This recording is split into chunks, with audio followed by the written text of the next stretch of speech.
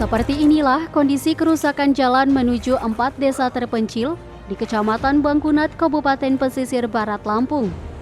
Terlihat sepanjang akses jalur utama berlumpur hingga ketinggian mencapai lutut orang dewasa.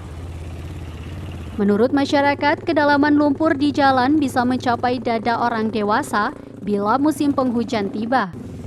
Untuk menyiasati kerusakan jalan, para warga dan ojek terpaksa melewati jalur tepi pantai untuk sampai ke wilayah kediamannya masing-masing. Opsi jalan di tepi pantai tentu bukan hal yang mudah. Para pengendara harus menunggu air laut surut agar jalanan bisa dilalui. Ketelitian dan ekstra kehati-hatian sangat diperlukan dalam perjalanan di tepi pantai. Jika tidak, penumpang dan kendaraan bisa terbawa arus ombak hingga tenggelam. Sedikitnya ada 9.000 jiwa yang menaruhkan nasib di 4 desa terisolir ini, diantaranya Pekon Waiharu, Waitias, Bandar Dalam, dan Pekon Siringgading.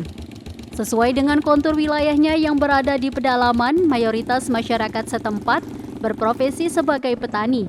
Hasil bumi seperti pisang, kopi, kelapa, lada, padi, dan lainnya cukup melimpah di wilayah ini. Namun lagi-lagi kerusakan jalan menjadi penyebab utama ongkos angkut panen menjadi mahal. Seorang petani kelapa di Pekon Siringgading mengatakan harga buah kelapa per gandeng saat ini mencapai 3 hingga 4.000 rupiah.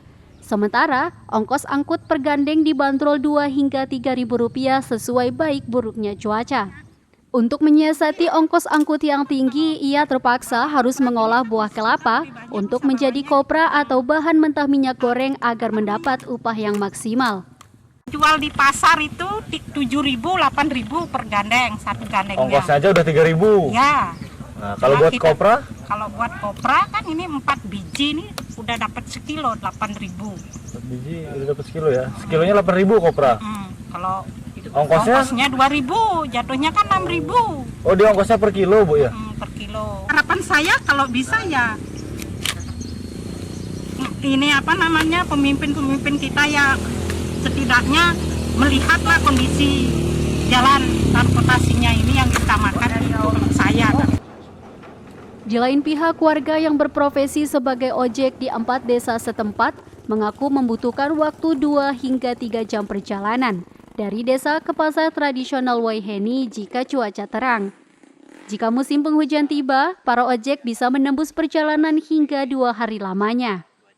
Ngalah kalau sekarang karena kan bisa mantai gitu. Tapi kalau pas jalannya terlalu parah banget ya kayaknya sehari nggak tembus. Bulan 12, bulan 1 itu parah-parahnya jalan. Musim hujan? Iya, musim hujan. Memang nggak bisa lewat apa gimana, Mas? Ya jarang sih yang lewat. Itu kalau kita pakai motor itu biasanya 2 hari baru tembus gitu. Menanggapi kerusakan jalan tersebut, Kepala Dinas PUPR Kabupaten Pesisir Barat mengatakan pihaknya sudah mulai membangun jalan di lokasi setempat sejak tahun 2017 sepanjang 3 km. Namun pembangunan lanjutan dihentikan akibat tidak mendapat izin dari Balai Besar TNBBS Taman Nasional Bukit Barisan Selatan. Hingga saat ini pihaknya terus berupaya meminta izin agar pembangunan di 4 desa setempat bisa dilanjutkan. Khusus pembangunan infrastruktur jalan, Pemkab Pesisir Barat melalui Dinas PUPR sudah mengalokasikan dana pada tahun ini sebesar 4 miliar. Dengan rencana pembangunan jalan sepanjang 7 km dan lebar 2 meter. Memperbaiki jalan ini sejak 2017 sampai dengan sekarang, tetapi terkendala dengan izin yang belum diizinkan oleh Taman Nasional karena beberapa hal teknis, dan sekarang sedang terus kita upayakan izinnya.